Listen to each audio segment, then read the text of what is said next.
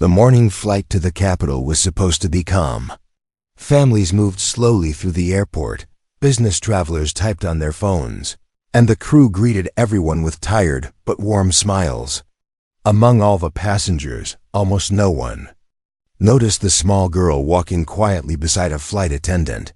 She looked no older than 12. She wore a gray hoodie, simple shoes, and carried a backpack almost bigger than her.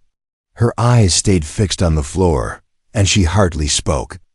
To everyone watching, she looked like any shy child traveling alone.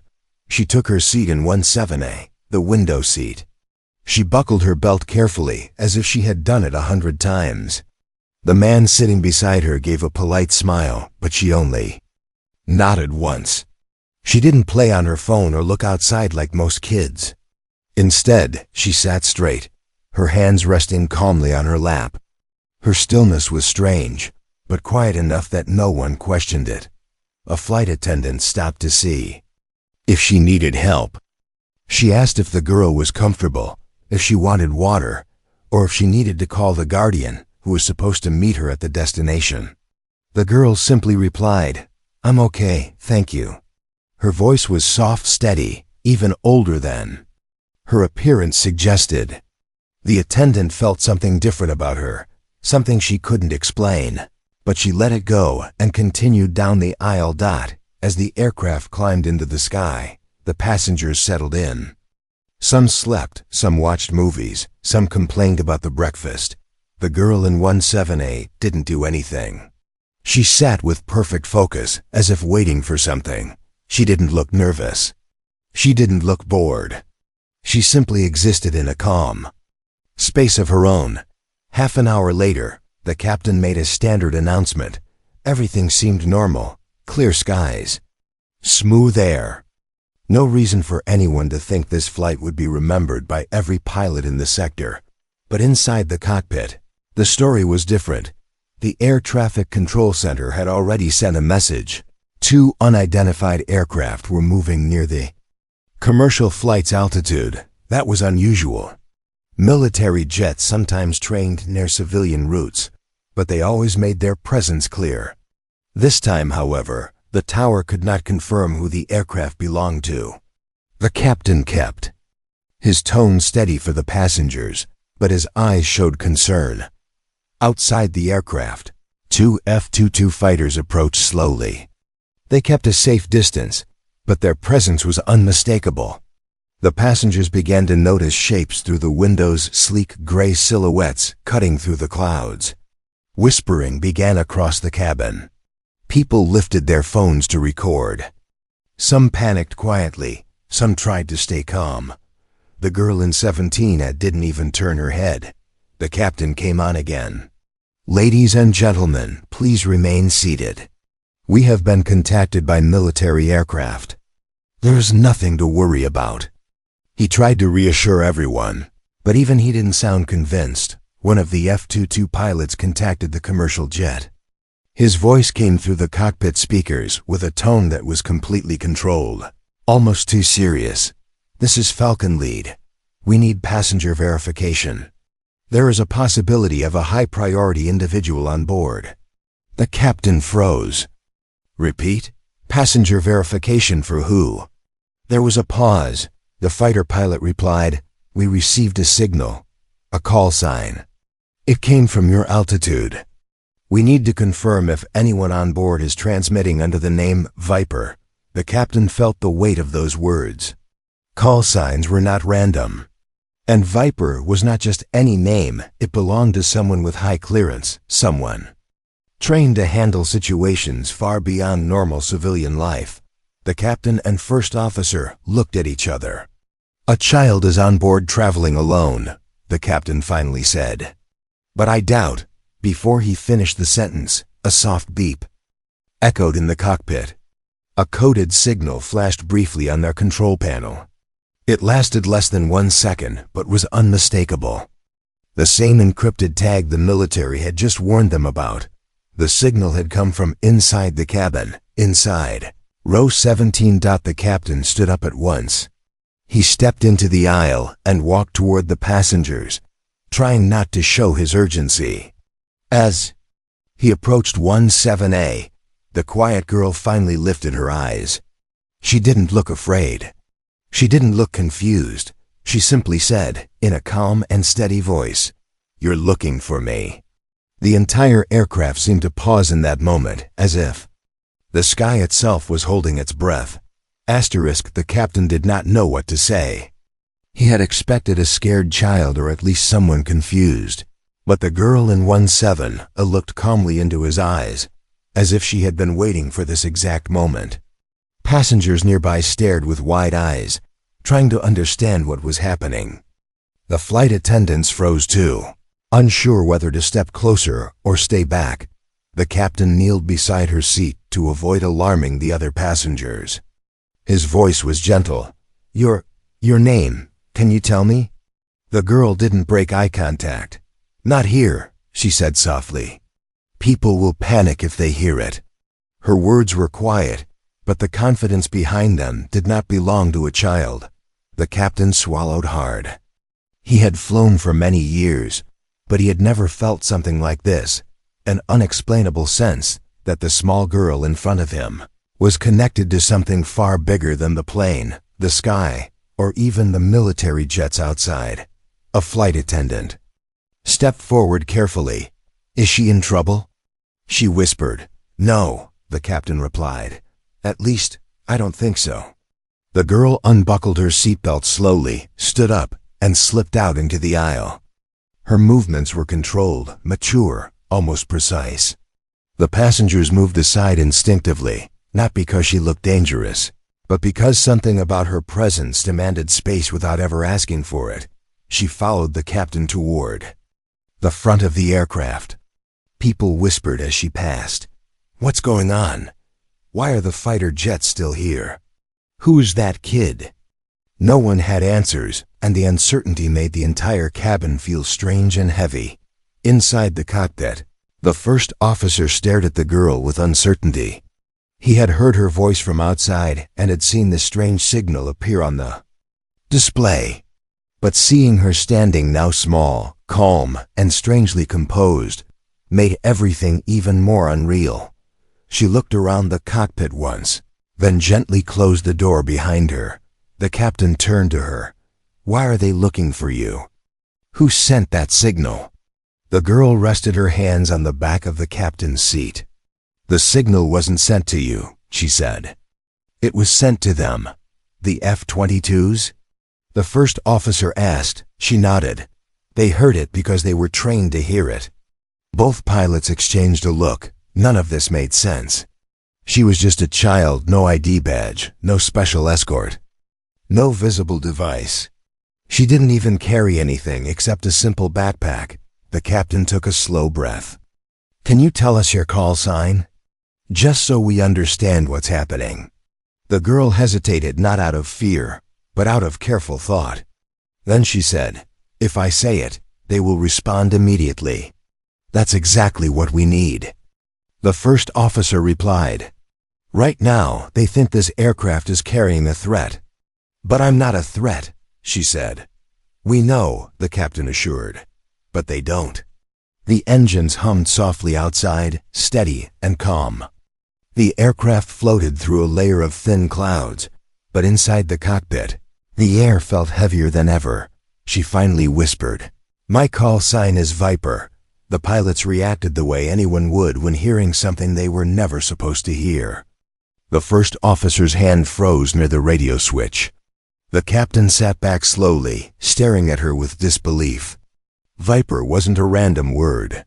In aviation and military training circles, it held a meaning few civilians understood, a name linked with a classified emergency protocol, someone who had once been part of sensitive operations, someone whose identity was sealed.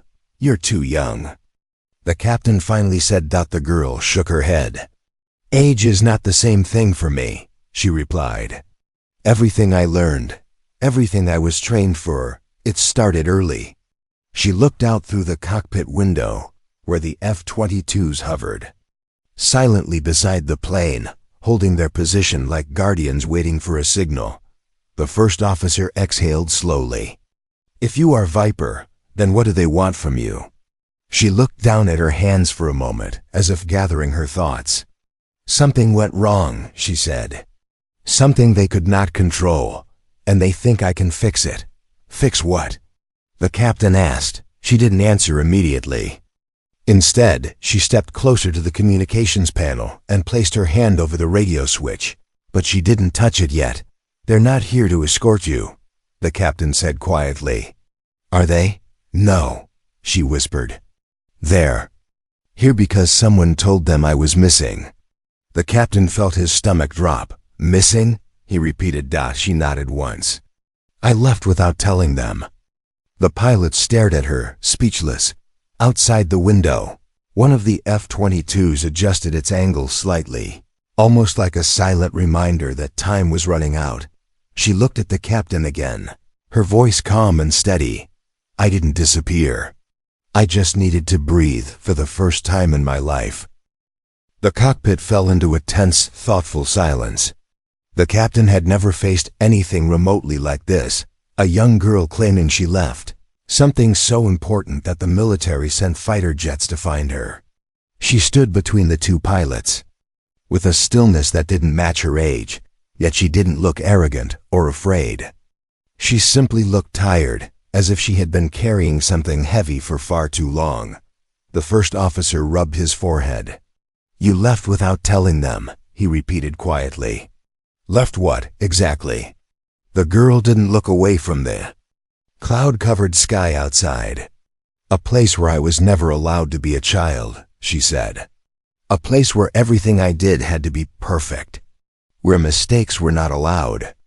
Her voice carried no anger, no bitterness, just truth said by someone who had lived inside expectations too big for her small frame. The captain softened his tone. And they trained you? Yes, she replied. And they depended on me. Too much.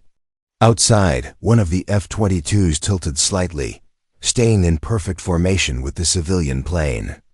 It was as if the jets weren't guarding, but waiting. Waiting for her. The captain lowered his voice. What will happen if you respond to them now? The girl took a slow breath. They will demand I return immediately, and if you don't?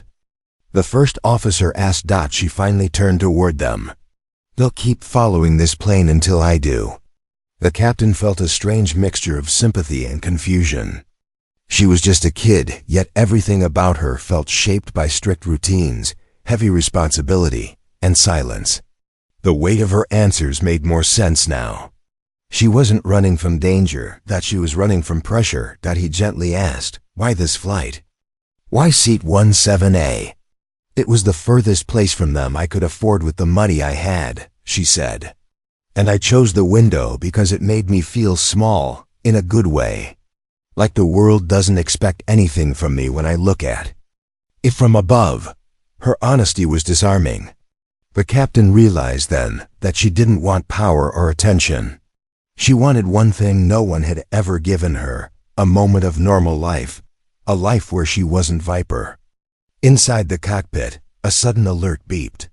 The radio flickered. This is Falcon Lead, the fighter pilot said firmly. We have confirmation. The call sign belongs to a high-priority unit. Identify the individual immediately, or we will take further steps. The captain pressed the button before the girl could speak. Falcon Lead, stand by. We are assessing the situation. Negative, the pilot replied. We need the passenger to confirm identity now. The girl watched the communication panel with quiet eyes. The captain exhaled. Why not just talk to them and explain? They might understand. She shook her head slowly. They won't understand why I left.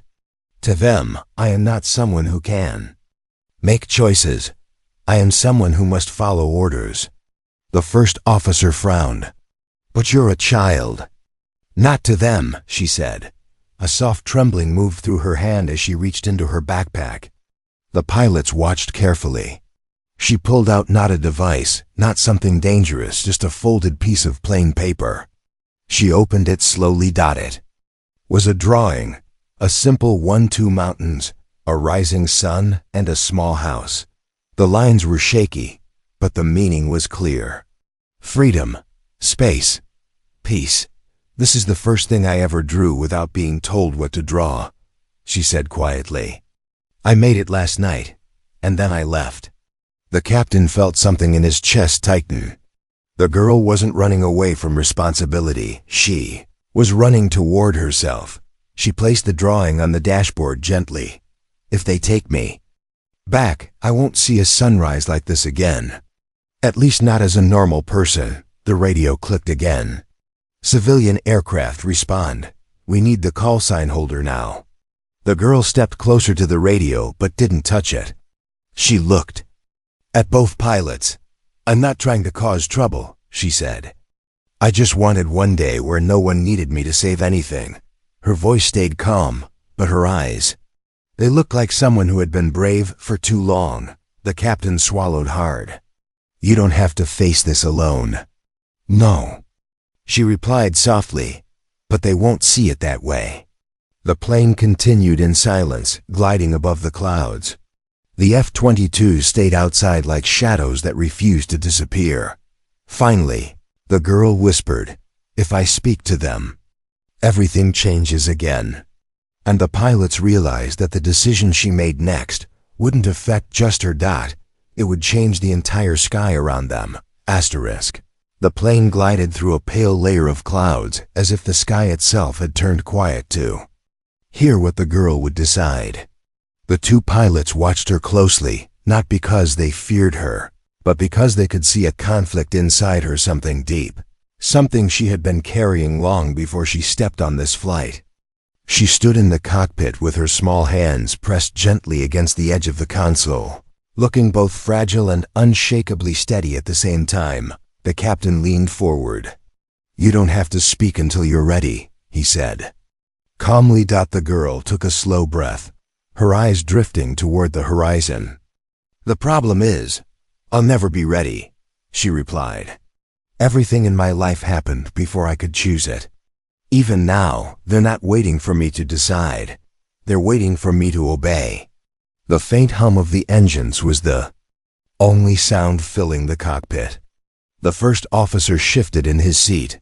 But what exactly do they want you to do? Why are they so desperate to bring you back? She looked at the clouds again, as if expecting the answer to rise from them.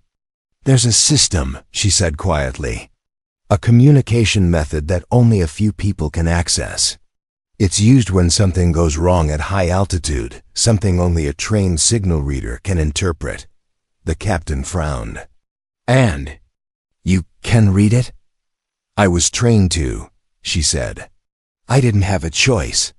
She spoke gently, but her words held the exhaustion of years. The first officer hesitated. Is there something wrong right now? Something they think you can solve? The girl lowered her gaze. Yes, they detected an unusual pattern today. Something in the radar stream changed. They want my interpretation. They think I can identify what's causing it. The pilots exchanged a stunned look. She was a child, yet somehow trusted with responsibilities normally held by highly trained analysts. It made no sense, yet her calmness was too real to doubt. But the signal you sent, the captain said softly, you didn't send it on purpose, did you? She shook her head. I didn't send anything. But when I boarded the plane, a device in my backpack activated by itself. It's only supposed to respond to certain frequencies. When those frequencies appeared today, it created a trace. And that trace revealed where I was. The pieces were starting to connect. She didn't want to be found. She didn't mean to be found. But the system she had been tied to her entire life had pulled her back into its shadow. The moment she tried to step away, a soft beeping returned. The radio lit again. This is Falcon Lead. If the individual with the call sign is safe, we need them to confirm it verbally. The girl stepped closer but didn't speak. She reached forward, then pulled her hand back. The captain watched her struggle and finally spoke in a gentle voice. What do you want? Not what they want. Not what anyone expects. What do you want right now? No one had asked her that before. Her eyes softened, her breath catching slightly. "I want one day where I'm not part of a system," she whispered. "One day where I'm not someone they use. One day where I can breathe without someone measuring how long I exhale." The captain understood then running away was not rebellion. It was survival. He pressed the radio switch halfway, not enough to activate it. "If you talk to them now, will they force you back?" "Yes," she said. "And if you don't talk?" "They'll keep shadowing the plane," she answered. "And if they think I'm in danger, they'll escalate." The captain felt his pulse tighten. "Escalate how?" "More jets," she said softly. "More pressure. They won't leave the sky until they know." The situation was spiraling into something bigger than one plane, one crew, or one child. The passengers had already noticed the tension. The murmurs had grown louder. People pressed their faces to the windows, trying to capture the fighter jets. With shaking hands, flight attendants tried to calm them, but confusion was spreading like quiet smoke. Inside the cockpit, the girl finally turned away from the window. "I don't want to put other people at risk," she said. "That's the only reason I haven't refused yet." The captain nodded slowly. "So, you're trying to choose between your life and theirs." She closed her eyes for a moment. "Yes." The first officer leaned back, overwhelmed. "There must be another way," he said. "Something that lets you stay safe without alarming them." "There is," she whispered. "But it depends on whether they still trust me." She placed her small hand on the radio switch again. This time her fingers didn't tremble. Her face relaxed. Something had changed inside her, something quiet but powerful. "What are you going to do?" the captain asked. She looked at him with calm, steady eyes. "I'm going to speak," she said. "But I'm not returning, not today." And before either pilot could respond, she pressed the switch down. The moment her finger pressed the radio switch, the cockpit felt smaller, almost silent, as if every sound in the sky paused to listen. The girl stood straight, her shoulders relaxed, her voice calm in a way that didn't match her age at all. She spoke into the microphone with no fear, yet no eagerness either. It felt like she was finally stepping into something she had been avoiding for too long. "This is Viper," she said slowly. "I'm safe." The words floated into the radio like a soft breeze, but the effect was immediate. A stunned silence came from the other side. Then the fighter pilot responded, his voice sharper, faster, suddenly alive. "Viper. Confirm location. Confirm status. Are you under any form of threat?" She didn't hesitate. "I am not in danger. The passengers are safe. The crew is safe." The captain watched her, amazed at how steady she remained. He could hear the whispers from the jet pilot through the radio, someone in the background saying something urgent, someone else scrambling to process her voice after hours of searching. "Viper," the pilot said again, this time in a softer tone. "We need you to return. You know the protocol." The girl took a breath. It was the kind of breath someone takes before doing something that may change everything. "I'm not returning," she said gently. The cockpit went absolutely still, outside the window. One of the F-22s tilted slightly, as though reacting physically to her words. It wasn't dangerous, just a small shift, like a heartbeat skipping. "Viper," the pilot repeated. "You are required to return to base immediately. Your absence triggered multiple alerts. You know the implications." "No," she replied. "But I needed a day away. I needed to feel normal, just once." The fighter pilot paused. Then his voice changed into something the pilots of the commercial jet didn't expect, a tone that sounded almost human, almost concerned. "We thought you were taken," he said quietly. "We thought something happened to you." "I'm sorry," the girl said. "I didn't mean to scare anyone." The captain felt the weight behind her apology. It wasn't a child's apology. It was someone who had lived inside responsibility for so long that she believed every action she took had consequences for the world around her. The fighter pilot continued. "The system detected a breach. a missing signature. We had no choice but to search. I understand, she replied. But I need this moment. There was another long silence. A silence that felt like two worlds, hers and theirs, were pulling in opposite directions. Finally, the voice of a different person came through the radio, older, firm, someone with authority. Viper, this is command. She didn't flinch. She had expected this. You are instructed to identify your condition, your status, and the reason for your unscheduled departure. The captain and first officer watched her closely. Her expression didn't change even as her hands tightened slightly around the edge of the console. My condition is stable, she said. My status is safe. And the reason? She hesitated not from fear, but from truth weighing heavily on her next words. Is that I needed to breathe without supervision. Command was silent. Then, Viper, you have responsibilities. So does every person, she said softly. But if you don't let me rest, I can't carry them anymore. Her honesty filled the cockpit like quiet thunder.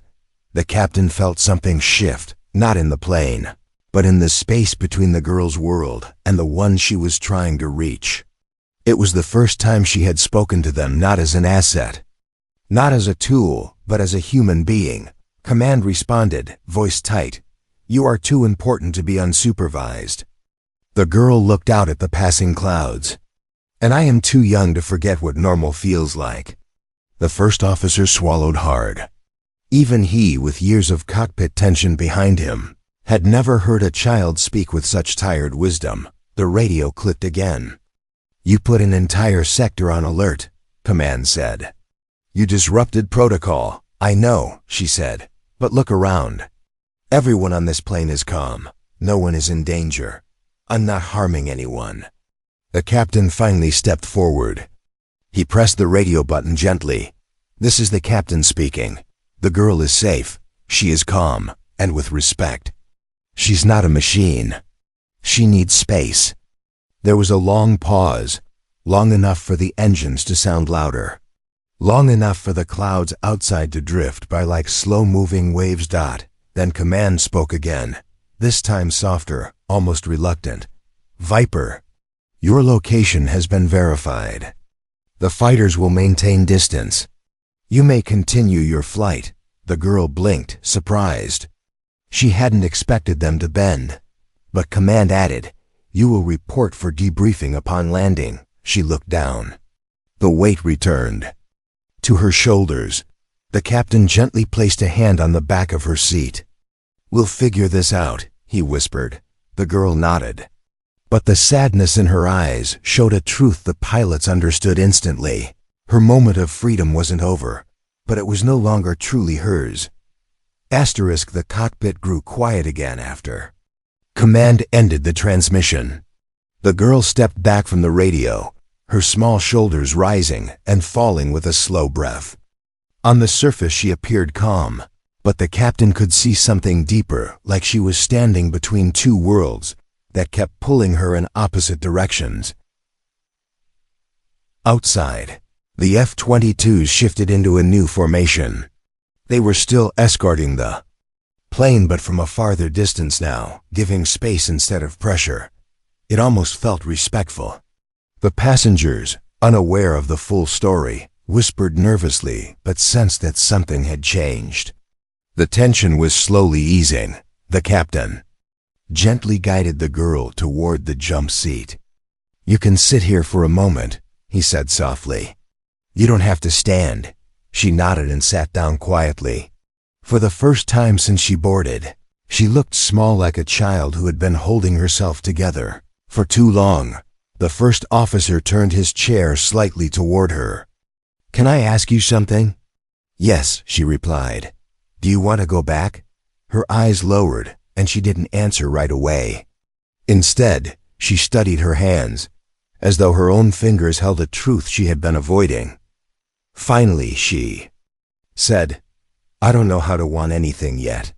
The captain felt something break inside him. Not out of pity, but out of understanding. Freedom was not natural to her. She had never been allowed to imagine a life outside orders, training, and responsibility. This flight, this simple commercial flight, was the closest she had ever come to choosing something for herself.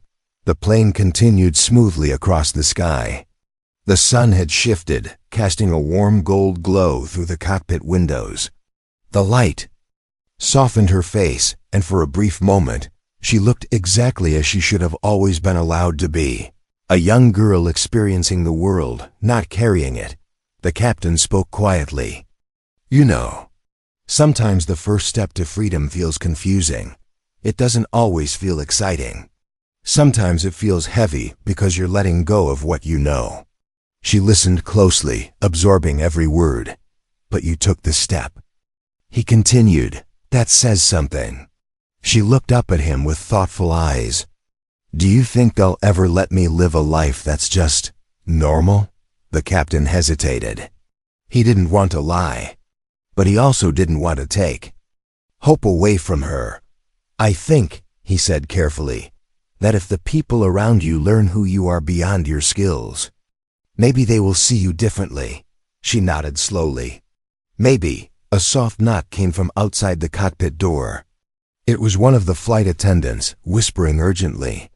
Captain, passengers are getting restless. They keep asking why. Fighter jets are following us.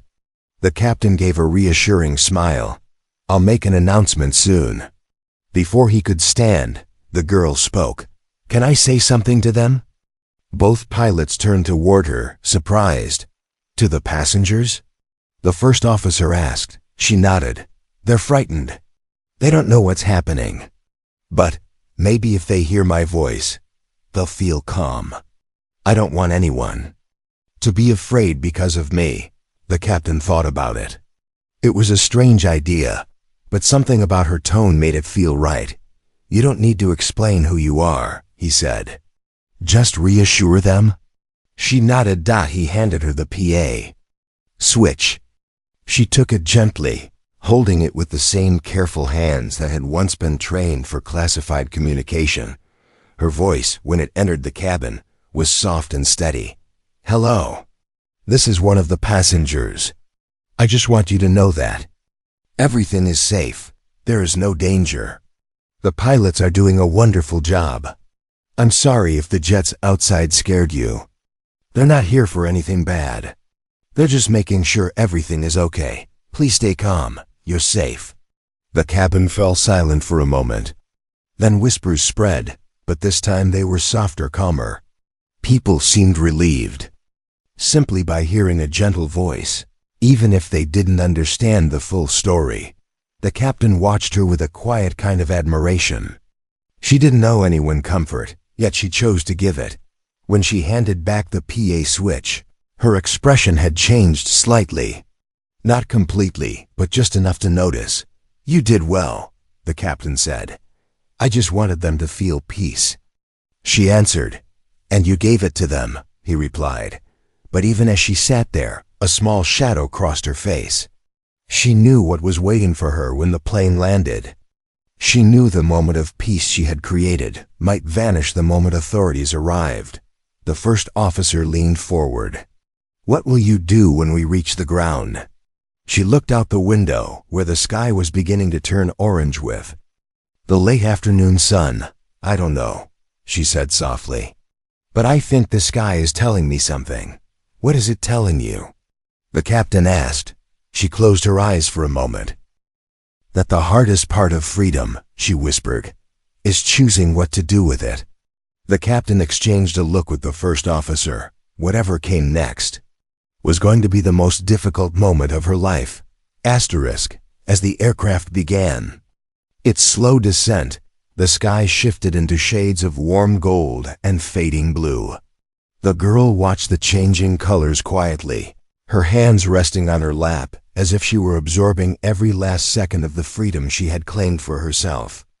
The captain noticed the way she looked out the window, not with fear, not with regret, but with a kind of gentle acceptance. We'll be landing in about 20 minutes, he said softly. She nodded. I know. The first officer glanced at her. If you want, We can arrange a quiet exit. Away from passengers. Away from attention." She gave a small smile. "Thank you. But attention doesn't scare me. It's the expectations that come with it." The captain understood that deeply. For the last few hours she had shown more strength and control than many adults he had flown with. But beneath all of that was a young person searching for something simple. Space to breathe. The plane dipped below the clouds, and the runway lights appeared in the distance. The two F-22s stayed beside them, but now held a respectful distance. Escorting but not overwhelming. Their presence felt different, now less like guardians watching a mission asset, and more like worried older siblings finally understanding why she ran. The girl spoke softly. "They're not angry, they're scared. That's why they came." "Scared? Of losing you?" the captain asked. She nodded.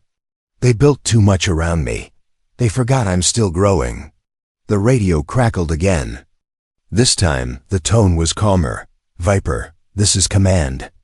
Upon landing, you will be met by our personnel. You are not in trouble. We simply need to confirm your well-being." Her eyes stayed on the horizon. "I understand." But the captain could see something changing inside her. Not fear, not defeat. Something quieter, like she was preparing to make a choice. They weren't expecting. The wheels touched the runway with a soft bump. Passengers sighed with relief. Some clapped. Some whispered prayers of gratitude. None of them knew the real story, but they felt the tension lift. The captain guided the aircraft to a remote stand. Emergency vehicles lined the far edge, not rushing, not alarming anyone, simply waiting. A black transport SUV waited beyond them. Two figures in dark uniforms stood beside it. The girl unbuckled her seatbelt slowly. The pilots watched her, unsure. What she planned to do next. "Are you ready?" the captain asked gently. She took a long breath. "Yes, but maybe not in the way they want." He frowned slightly. "What do you mean?" She stood up, her posture steady and calm. "I can't run forever. I know that. And I won't fight them, because that only makes things worse." "So, you're returning with them?" She looked at him with eyes far older than her years. "No, I'm returning as myself." The captain didn't understand at first, but something about her voice made him follow her lead. They opened the cockpit door and guided her down the aisle. Passengers watched curiously, some smiling at her, some whispering. The girl smiled back politely. For a moment, she looked like any child traveling alone. But the moment she stepped onto the tarmac, the two uniformed figures straightened. One of them spoke into a radio. "Viper has exited the aircraft." The girl walked toward them with a calm confidence neither pilot had seen in her before. When she stopped in front of them, the older official lowered his head slightly. "You scared?" "US," he said softly. "I didn't mean to," she replied. He sighed. "You know your role is important." "My life is important too," she said gently. The official looked confused. No one had ever spoken to him like that, not from her rank, not from her age. He wasn't prepared for honesty instead of obedience. "You're expected to return for debriefing," he repeated. "I will," she said, "but only if you agree to one condition." The pilots exchanged a stunned look. She was negotiating. The official raised an eyebrow. "And what condition is that?" She pointed toward the sky, the open, endless sky she had been staring at all day. "I want one day, every month. One day where I am not a call sign, not an asset, not a responsibility. One day where I can be a person." The official hesitated. The request was small, and yet enormous. After a long moment, he nodded slowly. "One day," he agreed. "Every month." The girl exhaled, her shoulders finally relaxing. The captain stepped forward. "She kept your skies safe today," he said. "Not by following orders, but by remembering she's human." The official nodded in quiet understanding. The girl looked back at the pilots, her eyes warm. "Thank you," she whispered. For letting me breathe. You always can, the captain replied. She walked toward the SUV, but this time she didn't look trapped. She looked free. Not completely, but enough to start becoming who she truly was. And as the plane's engines cooled and the sun dipped behind the horizon, the sky seemed to whisper one final truth. Even someone called Viper deserves to learn how to live.